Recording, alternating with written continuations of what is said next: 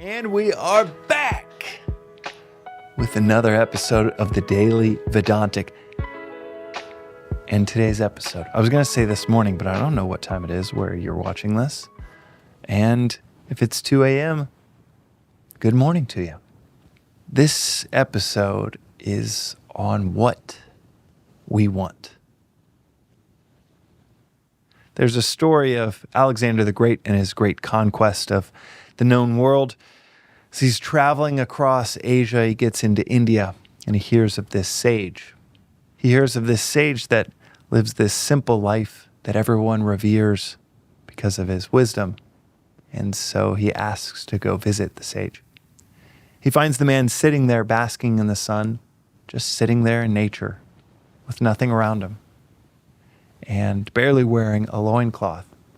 He goes up to this sage and he says, "I've heard you're a revered wise man. I would love to speak with you." The sage doesn't pay any attention at first. And then Alexander says, "Do you know who I am? I am Alexander the Great, and I would like to speak with you." To which the sage replies, "Well, what makes me great is that I have conquered the need to conquer the world." Alexander looks at him. He's bewildered by this exchange. He's never seen such a contrast of wisdom and irreverence for him, who's this conqueror of the known world. Alexander, bewildered, bemused, and actually impressed by the wisdom, says to the wise man, in service to your community and in appreciation for your wisdom, "I'll give you anything that you want." To which the sage, as the story goes, replied, "Can you move? You're blocking the sunlight." This story and that refrain of, "I have conquered the need to conquer the world," that's what we want. We think we want to conquer the world, but all we're doing is trying to satisfy this voice that says we are not enough, this internal, mental, agitated state that thinks if we conquer the world, then we will actually be at peace. And what we really want is the cessation of the desire to conquer the world. We've said this before in previous episodes. When you think you want that scoop of ice cream, what you want is to quiet that agitation you're feeling that wants that scoop of ice cream. What you're seeking is the peace, the cessation of that desire. It's not the thing of your desire, it's the cessation of your desire that you want. And this is the beauty in this story, is that it might be an ice cream today, it might be a promotion tomorrow, it might be a family a few years from now, but if you can conquer the need to accumulate more and more and more and overcome this insatiable desire to conquer the world, then you actually get what you want.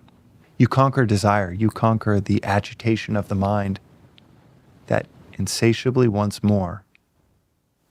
And you conquer yourself. As Muhammad famously said, the greatest jihad is the conquest of oneself. It's not in the world.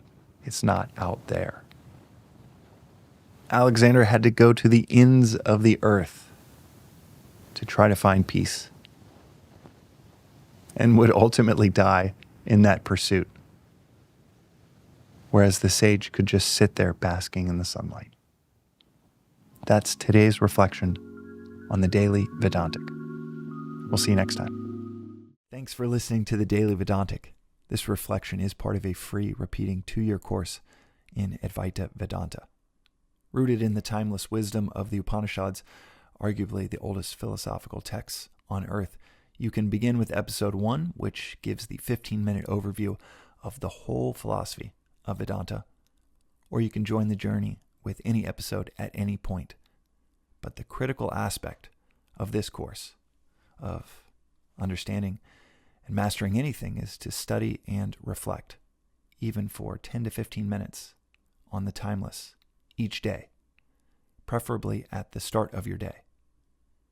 As is said in this philosophy, reflection is 100,000 times as powerful as listening. So listen, journal, sit with, discuss these concepts, or ask questions at thedailyvedantic.com with our AI-powered chatbot informed by about 700 episodes here, as regularly as one can if you want to see clarity and peace almost effortlessly unfold in your daily life. And if it doesn't result in a near immediate increase in clarity and peace, then toss aside and feel free to never listen again.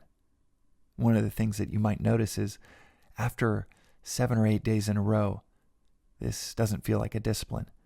This feels like a visit with a best friend to dive into the timeless with daily reflection.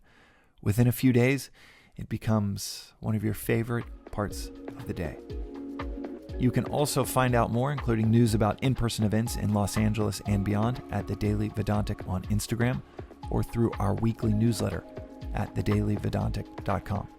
Additionally, check out the links in our show notes for more resources like the books that are mentioned most frequently in the episodes, including Vedanta Treatise, perhaps the simplest and most straightforward read on this philosophy I've ever come across. Until next time, and from the entire team that works on the Daily Vedantic project, thanks for listening.